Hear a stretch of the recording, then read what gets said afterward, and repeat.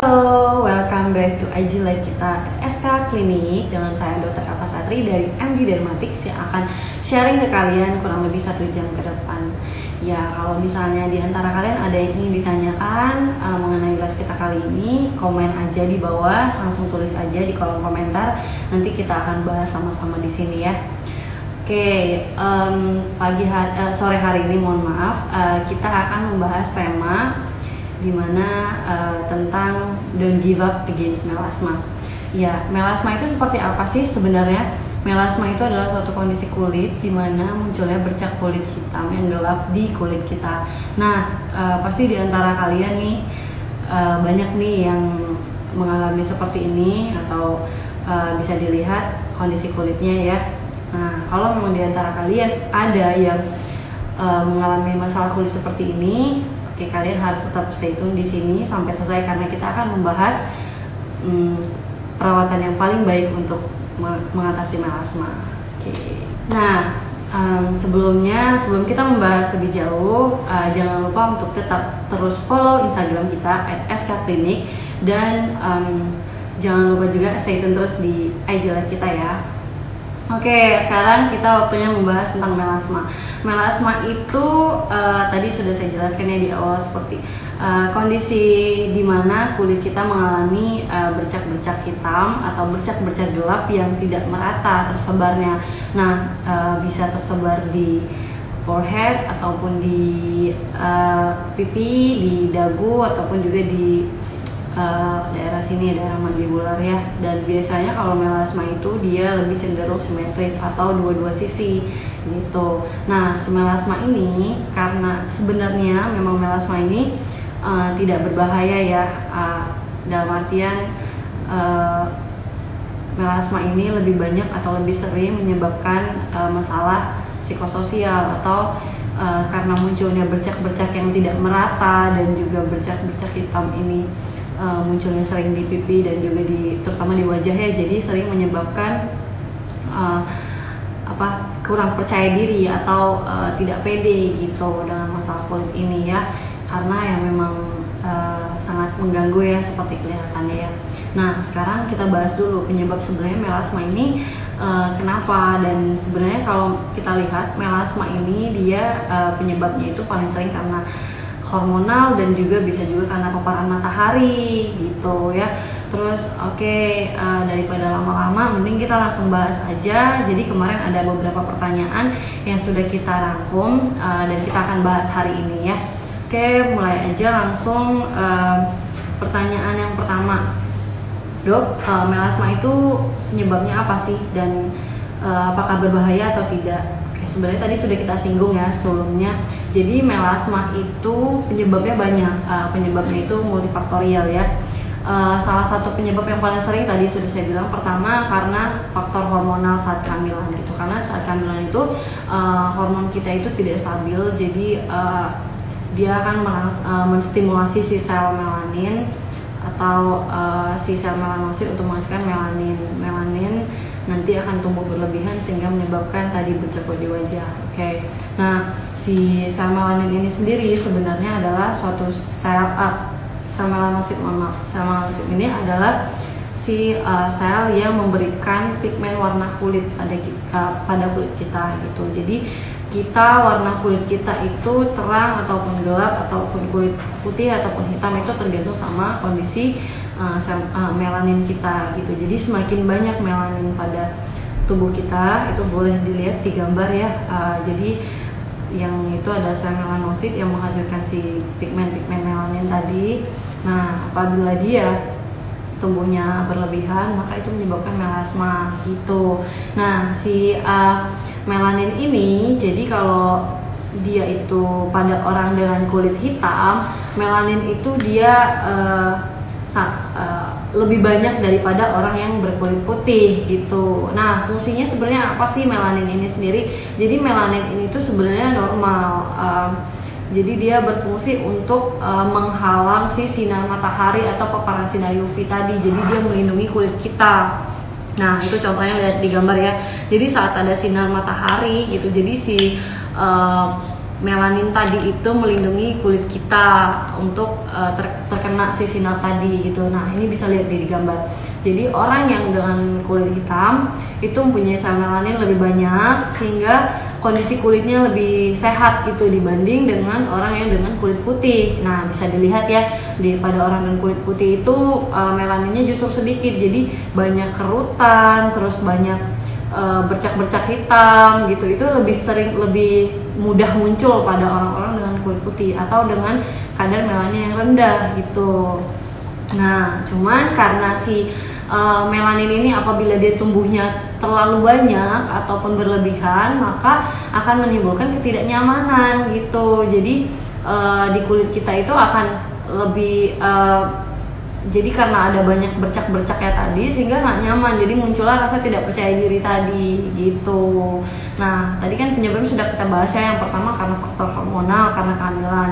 Lalu yang kedua juga bisa karena paparan sinar UV gitu. Jadi terutama pada orang-orang dengan kulit gelap itu jadi saat ada sinar UV, sinar matahari, jadi si sel melanositnya tadi, maaf, itu akan lebih sensitif terhadap sinar matahari gitu. Jadi saat ada sinar UV tadi, maka si sel melanositnya akan menghasilkan melanin lebih banyak atau pigmen yang lebih banyak gitu. Nah itu bisa lihat ya di contoh ya, jadi dia lebih aktif gitu. Jadi maka dari itu orang dengan kulit hitam itu nanti akan lebih gampang terkena melasma gitu. Contoh pada daerah Asia ya seperti Indonesia itu juga termasuk sering, karena orang-orang di Indonesia ini kan tipe kulitnya itu sawo matang gitu, jadi sensitif juga terhadap si melanosit tadi gitu, matahari.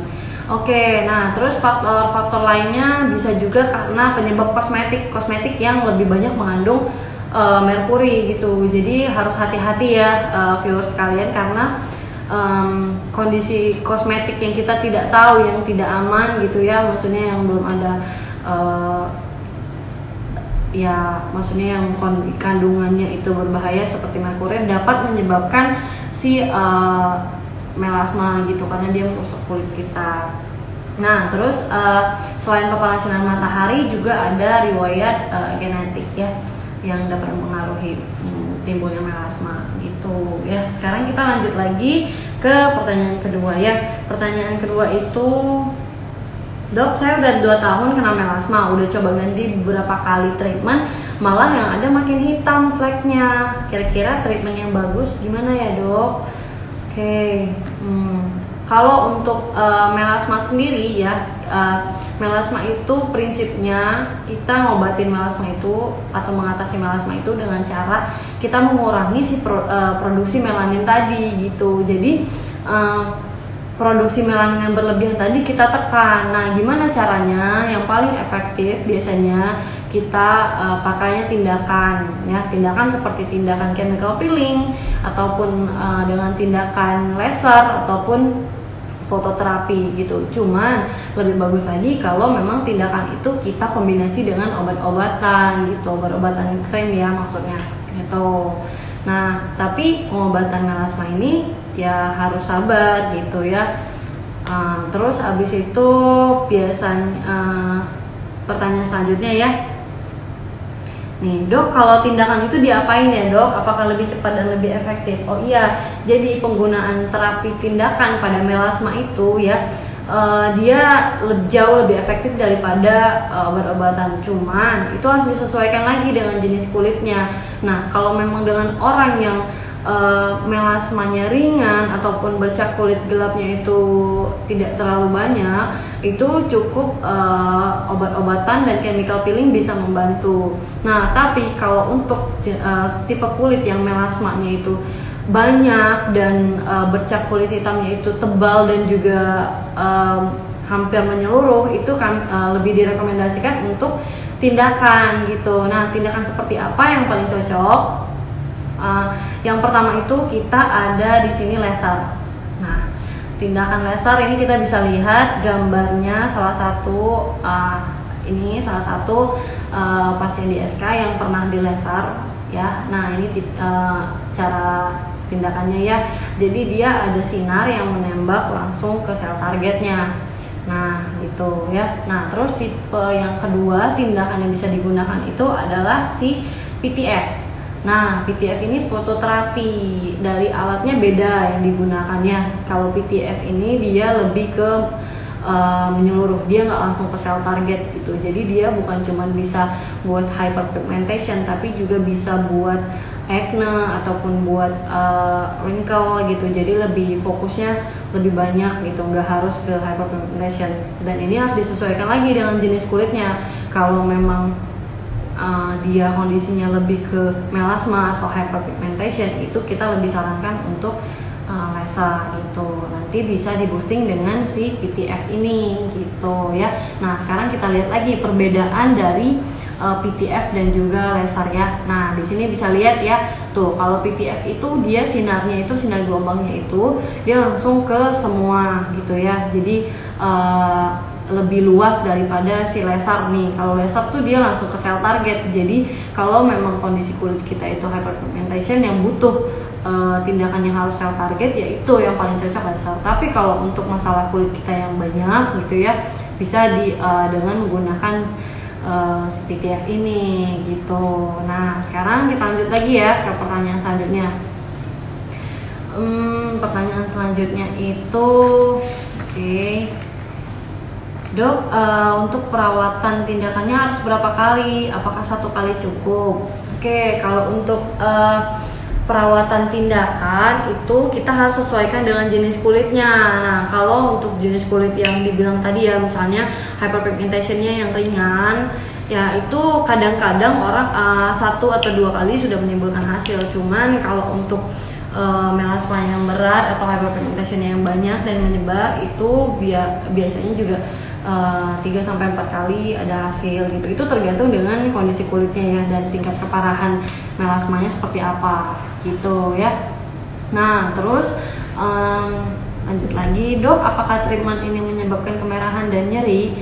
Oke, nah sekarang kita bahas dulu dari chemical peeling ya. Nah, kalau untuk chemical peeling itu, ini ya, tindakan chemical peeling bisa dilihat. Jadi dia kita memberikan bahan aktif pada kulit gitu ya. Sebelumnya kita lakukan dulu pembersihan dulu kulitnya, lalu diberikan chemical gitu ya, bahan aktifnya. Nah, jadi ini fungsinya untuk mencerahkan pertama, terus meregenerasi kulit juga, dan juga untuk menghilangkan hyperpigmentation bisa. Nah, ini kalau untuk chemical peeling ini dia bisa menyebabkan kemerahan, tapi lebih kecil gitu. Jadi harus dengan kondisi kulit juga, sesuai kondisi kulit. Jadi kalau memang ada beberapa orang, contoh saya pernah melakukan chemical peeling itu, saya justru tidak ada reaksi seperti kemerahan, tidak ada reaksi panas ataupun nyeri, nggak ada. Tapi ada pengelupasan halus gitu, karena memang kan fungsi chemical peeling ini meregenerasi kulit. Jadi dia melakukan pengelupasan kulit sehingga muncullah sel-sel kulit yang baru gitu. Jadi banyak efeknya lebih ringan gitu. Nah, beda dengan laser ataupun PTF. Nah, bisa dilihat kalau laser itu tindakannya kan tadi, jadi dia menggunakan sinarnya itu, dia langsung menembak ke sel targetnya ya. Contoh sel melanosit kalau pada melasma ya. Jadi dia karena langsung ke selnya itu, jadi sehingga dia kadang-kadang bisa menimbulkan kemerahan. Cuman kemerahannya nggak akan seluruh muka merah dan panas, itu enggak gitu. Tergantung ya, kalau misalnya memang kulitnya sensitif itu ya kemungkinan bisa, tapi ini tetap harus dikonsultasikan ke dokter gitu. Jadi harus dalam pengawasan dokter. Maka dari itu nanti ya dokter akan menentukan gitu apakah baiknya laser ataupun PTF gitu ya. Nah, ini nih. Jadi cara kerja PTF ini sebenarnya kenapa bisa menghilangkan melasma lebih cepat, karena dia mengubah si struktur si melanin tadi. Jadi langsung diganti sama dia. Jadi nanti pertumbuhan melanin itu jadi lebih normal gitu ya. Nah, kalau PTF ini sendiri tuh, kalau PTF ini dia kan usianya itu lebih luas ya. Jadi dia kalau untuk menyebabkan kemerahan dan nyeri sama seperti laser ya, dia sebelumnya kan kalau PTF ini kan kita kasih gel juga ya. Nah jadi dia sebenarnya dia nggak bikin merah pada umumnya, tapi kalau memang pada pasien-pasien yang maksudnya pada orang-orang yang punya kulit sensitif, mungkin ada reaksi tersebut, cuman tidak akan membahayakan dan tidak akan merasakan merah yang merah banget gitu ataupun yang panas banget, enggak gitu ya. Karena ya tetap tindakan ini harus ada di bawah pengawasan dokter, jadi tenang aja. Semua reaksi tadi tidak akan terjadi kalau memang tindakan yang kita lakukan itu benar gitu. Nah kadang ada beberapa orang yang kadang ya di kasus luar itu sering ditemukan tadi pakai obat-obatan A gitu atau obat-obatan B, terus tiba-tiba beberapa hari kemudian mukanya merah banget gitu kan, merah terus panas. Nah itu ya justru kita pertanyakan gitu kan, kenapa hal tersebut bisa menyebabkan merah, sangat merah banget gitu ya. Nah kalau misalnya obat-obatannya itu aman, harusnya tidak akan menyebabkan hal tersebut gitu ya. Selanjutnya, oke, kita lihat lagi pertanyaannya. Dok, apakah treatment ini aman? Nah, tadi barusan dijelaskan ya. Jadi kalau untuk treatment ini sendiri, karena ini kan tindakannya itu kan langsung ke kulit kita ya. Jadi harus tetap butuh pengawasan dokter gitu. Jadi nggak bisa langsung pakai sendiri. Nah, untuk tindakan ini maka dari itu harus tetap dikonsultasikan dulu gitu. Konsultasikan ke dokternya. Kalau kita di SK Klinik ya ada konsultasi dokter. Nah di situ nanti dokternya akan melihat gitu apakah kondisi ini cocok untuk di laser gitu. Kalau misalnya kondisi kulitnya lebih sensitif gitu ya, nanti di laser ini akan beresiko untuk pasien, maka tidak akan dilakukan gitu ya. Makanya tapi dibalik itu semua tindakan ini aman apabila dokter menentukan dengan dosis yang tepat gitu ya. Kayak laser contohnya. Kalau misalnya kita melakukan laser tapi jadi laser itu ada energinya ya. Jadi kalau untuk melasma itu energi yang digunakan nggak harus tinggi gitu, energi rendah aja dia udah berefek gitu untuk melasmanya. Karena memang ya melasma itu kan di kulit kita yang paling luar ya, jadi nggak harus energi yang tinggi. Justru kalau dengan energi yang tinggi kita pakai, maka dia akan menyebabkan kulit kita malah makin hitam pigmentasinya. Karena kenapa? Dia merangsang si sel melanosit tadi untuk menghasilkan si melanin lagi gitu, karena terlalu dalam sinarnya. Maka dari itu energi yang dipakai itu tidak perlu tinggi gitu ya. Karena dia kan kalau laser kan langsung ke sel targetnya ya, langsung ke targetnya, jadi nggak perlu harus energi tinggi gitu. Nah itu harus dokternya yang melihat nanti gitu. Jadi nggak harus sembarang orang bisa melakukan laser gitu. Jadi ya harus di bawah pengawasan dokter ya gitu. Nah selanjutnya pertanyaan selanjutnya itu kita lihat ya. Dok, setelah tindakan adakah produk atau krim yang direkomendasikan untuk melasma?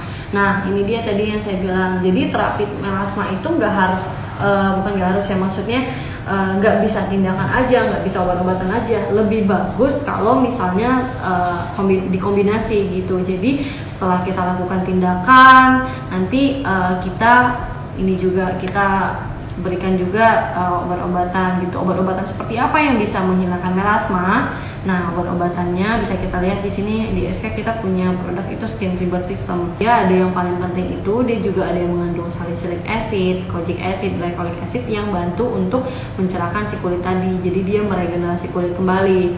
Skin Rebirth System ini keunggulannya apa? Jadi Skin Rebirth System ini dia tidak perlu digunakan seumur hidup gitu. Jadi tidak ada ketergantungan ya, karena kan yang kita lihat ya banyak produk-produk di luar sana yang kita harus pakai seumur hidup. Karena kalau kita hentikan produk tersebut, kulit kita kembali lagi seperti sebelum memakai obat gitu. Jadi kayak misal contoh kalau kulitnya beruntusan, pas setelah stop obat itu malah justru makin beruntusan lagi. Nah beda dengan Skin Rebirth System ini, jadi dia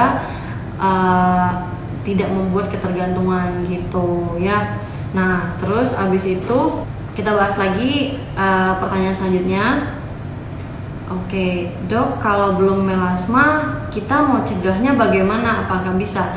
Iya, sangat bisa gitu. Nah kalau untuk pencegahan dari melasma itu yang kita lakukan yang pertama ya perubahan gaya hidup ya. Kalau memang sering panas-panasan itu kita kurangi atau kita hindari gitu. Kalau memang diperlukan panas-panasan atau aktivitas di luar rumah seperti terkena matahari, kita harus tetap menggunakan topi, ataupun yang paling wajib ya kita harus memakai sunscreen gitu. Nah, sunscreen yang tadi yang udah dijelaskan minggu lalu yang SPF-nya 30 ya, itu baik untuk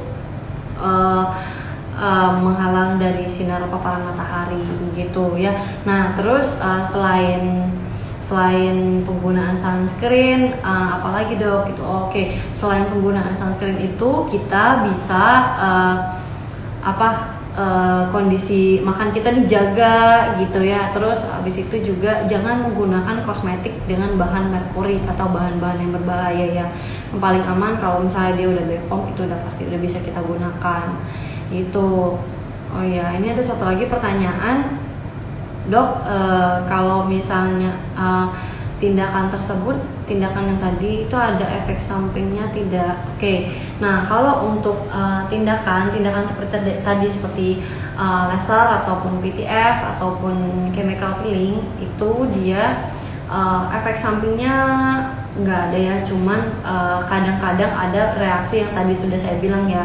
Reaksi pada kulit orang kan beda-beda ya. Kalau untuk orang yang sensitif dia mungkin lebih bisa menyebabkan iritasi gitu ya. Cuman ada juga nih kalau memang dia energinya terlalu tinggi bisa menyebabkan seperti terbakar gitu, yang tadi rasa panas gitu ya, terus merah gitu. Itu mungkin karena energinya terlalu berlebihan yang dipakai gitu. Terus abis itu juga yang penting dari penggunaan tindakan ini tuh ya, jadi yang harus diingat sebelum tindakan itu kita nggak boleh pakai kosmetik dulu ya. Terus tidak boleh untuk skincare yang sebelumnya kita pakai itu dihentikan dulu 2-3 hari sebelum tindakan, ataupun untuk penggunaan obat-obatan lain itu dihentikan dulu untuk 2-3 hari sebelum tindakan gitu. Jadi murni memang kulit kita gitu ya, tanpa pemakaian apa-apa. Nah, terus kalau untuk setelah tindakannya itu kita juga nggak boleh tuh peeling lagi, ataupun misal kita scrubbing gitu. Nah, itu nggak boleh dulu. Terus pakai yang kosmetik juga jangan dulu. Dan kalau untuk ini kita juga kurangi, tetap harus pakai sunscreen ataupun topi ya, tetap harus digunakan kalau misalnya setelah tindakan gitu. Jadi nanti setelah itu baru kita maintenance dengan menggunakan sunscreen ataupun moisturizer gitu ya. Terus dok,